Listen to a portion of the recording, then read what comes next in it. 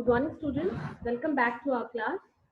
Today we are going to read a new chapter, and the name of the chapter is The Desert, which is in an alien handbook of class 7. So, students, with this chapter, we are going to inculcate two Dalmia core values among the students. One is happiness, and the other is open mindedness. Happiness, how the people living in deserty areas, how they feel happy in living that area. Secondly, open mindedness. The students will open their mind, they will explore new ideas about the areas that in India, some areas they are having plenty of water, plenty of rain, whereas there is some area where there is lack of water, lack of rain, still they are enjoying that climate. So, this both happiness and open mindedness will be inculcated among the students with this chapter. So back to the chapter, the desert, and as the name indicates, the desert, it is about the desert, the climate of the desert, the people living over there, the plants and animals living there, about the environment over there. So students, those of us who live in regions means areas covered with forest and surrounded by hills may find it difficult to imagine what a desert is really like, because we all people live in desert area, so we know that how does it look. But the people who are living in other than the hilly areas, they are living, so they can't imagine the life of a desert. So what a desert is really like, it is difficult for them to understand. The popular belief is that it is an endless stretch. Stretch means expanse area of sand where no rain falls and therefore no vegetation grows. If there is no rainfall, how the vegetation, how the trees and plants will grow over there? So it is dry, hot, waterless, and without shelter, because we can see sand over a long distance. So there is no shelter because there is no tree. Yes, due to lack of trees, there is no shelter over there. Shelter means cover, refugee to take, to sit under the shade. But this is not entirely means completely correct. For those who have studied it, the desert can be a beautiful place. So those who have studied about deserts, they can imagine that the desert can be a beautiful place. So you can see these are desert flowers. So it is the home of a variety. Variety means many kinds, lots of many things of people, animals, and plants that have learned to live under very hot and dry conditions. Conditions means the situations. True, the ground is not always hidden by a cover of grass, although there is no green grass over all the areas, but still plants and trees as it is in other climates. But still some plants and trees are there in desert. But whenever it rains, which is rare, means it very rarely it rains there, desert flowers bloom and the sight can be as rewarding as that of any tropical garden, means the garden which is having continuous flow of water.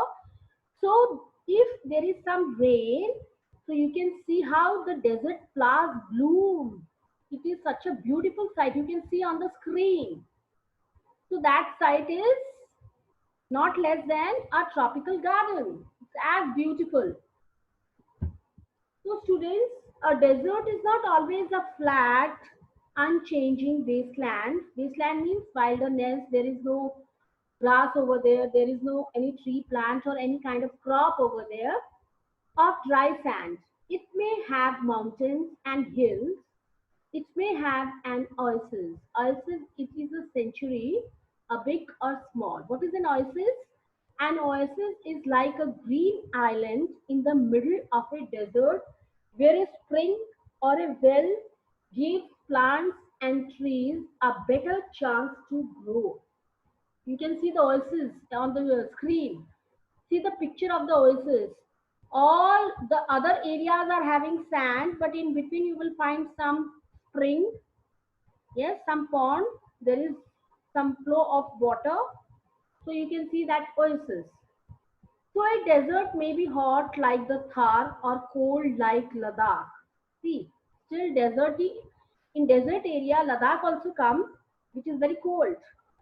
But generally speaking, if a place has little or no water and vegetation, people usually call it a desert. So it is called a desert. You can see the sand dunes, which is the heap of sand. Some deserts are almost totally without water. In such places, strong winds blow, raising heaps of sand and depositing them as moons. Moons are again the heaps, big heaps of sand. These are called sand dunes. These are called sand dunes that shift and move endlessly across the desert.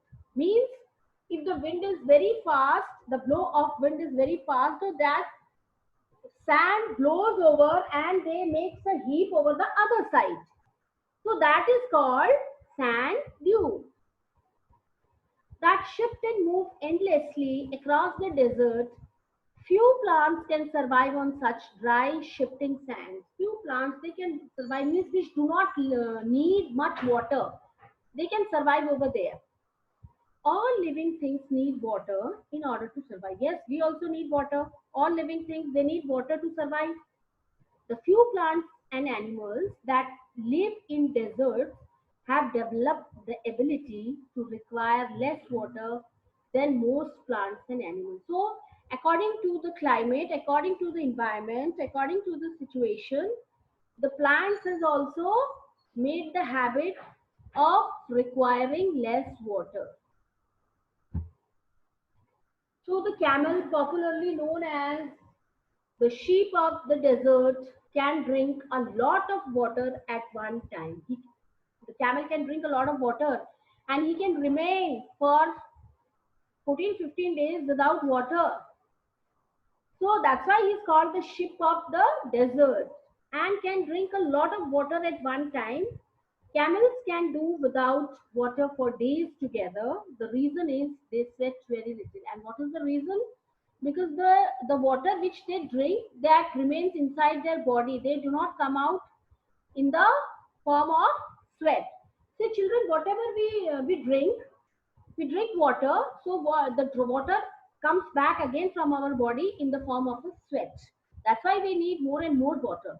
But in the case of sheep, this one camel, the sweating is very less. That's why the water is consumed in his body. So we sweat because we must keep our body temperature constant. We sweat when it gets hot and this cools the body. Camels can stand high body temperature.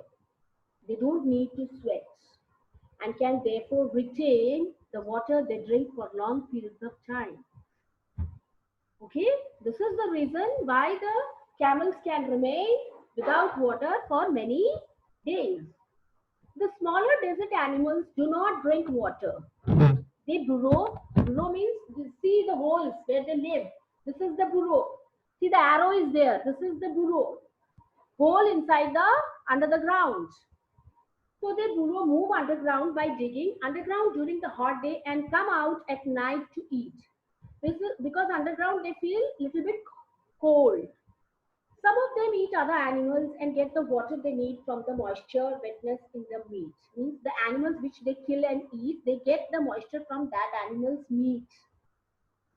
Others eat plants and seeds and get the water they need from plant juices. They eat plants and they get the water from the plant juices. So in humid means wet area, climates, the moisture in the air acts like a blanket and protects the earth's surface from the hot rays of the sun. It acts like a blanket.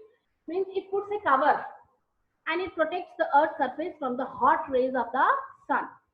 So the lack of these blankets in desert lands Okay. So deserts are an important part of nature's great plan. They are there like the dense forest and the deep oceans. Just because they are hot and dry, one should not look upon them as useless part of the earth. We think that yes, there is no plants, there is no vegetation over there, so desert area is a very useless area. No, we should never think that. Why? Because we will find a lot of dense forest over there also. We get we get many benefits from different deserts around the world. For instance, the desert provides us with oil as well as many different types of minerals. It provides a land where certain animals can survive. So, the desert areas is not for everyone. Those who can survive the hot rays, the climate, the environment of that area, they can survive over there. It provides a land where certain animals can survive. In the desert, many archaeological discoveries have been made because arid conditions are ideal for preserving human artifacts and remains. So it is not a useless thing. Many archaeological discoveries are also there of the past. So students, this was all about the desert, and I hope you all enjoyed the chapter. Now you will not think that desert is a useless area because the benefits, the importance of desert area I have told you. So students, we will meet in our next class. Till then, stay fit, stay blessed, and remain at your home. Thank you. Have a nice day.